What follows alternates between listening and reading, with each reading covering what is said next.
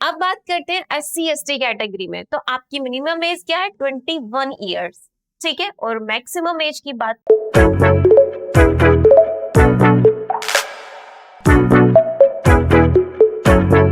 Hello student, this side Sonam Chaudhary from Plutus IAS। आज हम discuss करेंगे जो आपका एग्जाम का नोटिफिकेशन आउट हुआ है उसके लिए।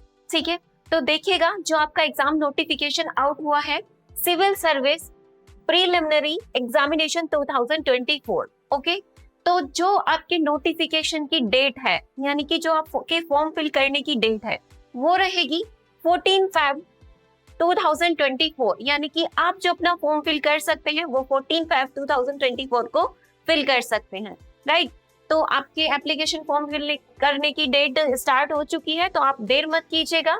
एंड जो आपके एग्जाम की डेट दी गई है वो दी गई है 26 मई 2024, यानी कि 26 मई को आपका इसका एग्जाम रहेगा। तो don't waste your time. And जो लास्ट डेट है आपके एग्जाम फिल करने की वो है आपकी 5 मार्च 2024, यानी कि 5 मार्च तक आप सभी ने अपना फॉर्म फिल कर देना है। ठीक है, तो बिना देरी करे हुए आप अपना फॉर्म फिल कर दीजिएगा एंड अपने डॉक्यूमेंट्स भी कंप्लीट रखिएगा। इवन ज्यादा डॉक्यूमेंट्स की इसमें नीड नहीं होती है।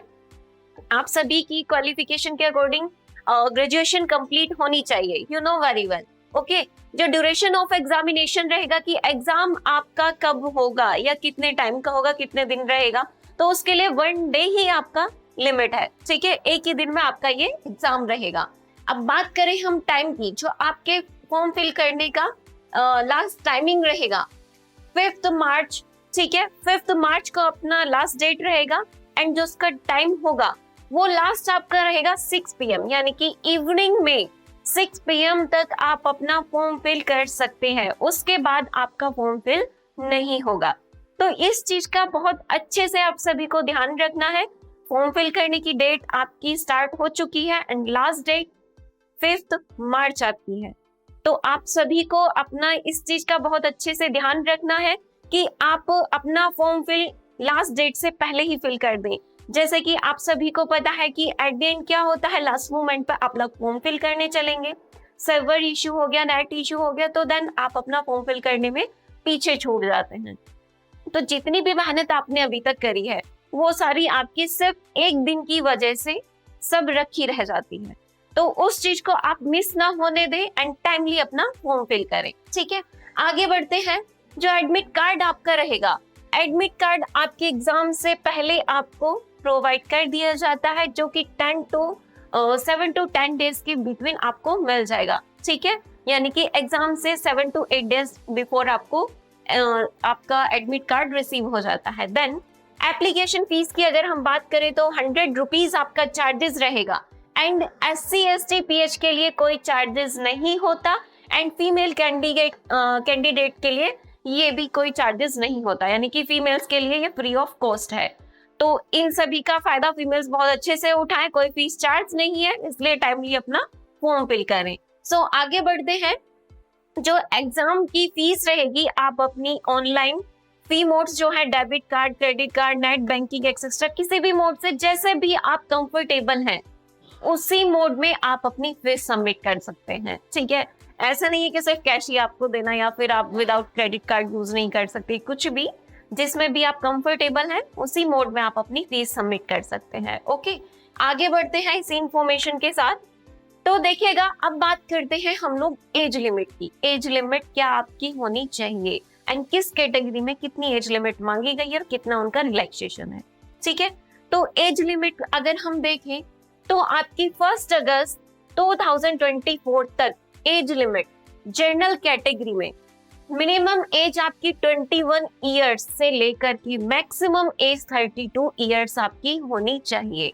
ओके, अब बात करते हैं हम ओबीसी कैटेगरी की। ओबीसी कैटेगरी में जो मिनिमम एज आपकी मांगी गई है वो 21 ईयर्स से मैक्सिमम 35 ईयर्स। ठीक है, ये आपकी मांगी गई है, जो कि 1 अगस्त 2024 तक आपकी होनी चाहिए। राइट, अब बात करते हैं SC ST कैटेगरी में। तो आपकी मिनिमम एज क्या है? 21 ईयर्स। ठीक है, और मैक्सिमम एज की बात करें तो आपकी एज होगी 37 ईयर्स। ये आपकी एज लिमिट दी गई है। इसी एज लिमिट की अकॉर्डिंगली, यानी कि अपनी एज लिमिट याद रखिए 1 अगस्त 2024 तक इसी बीच कैटेगरी वाइज आपकी डेट ऑफ बर्थ होनी चाहिए, ठीक है, तभी आप अपना फॉर्म फिल कर सकते हैं।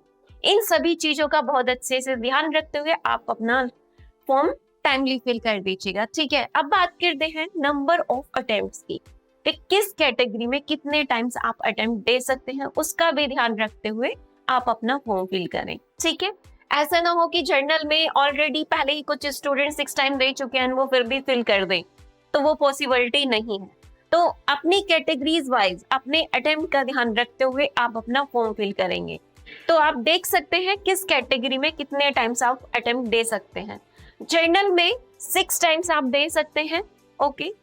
ओबीसी में 9 टाइम्स अपना दे सकते हैं। अगर बात करें एससी एसटी की तो नो लिमिट, कोई अटेम्प्ट की लिमिट नहीं हो सकती, ठीक है, नहीं होती है, आप कितने भी टाइम दे सकते हैं, बट जो आपका एज लिमिट का दायरा दिया गया, एक बाउंडेशन दी गई है, उसी बाउंडेशन तक आप कितनी बार भी अपना अटेम्प्ट दे सकते हैं, ओके।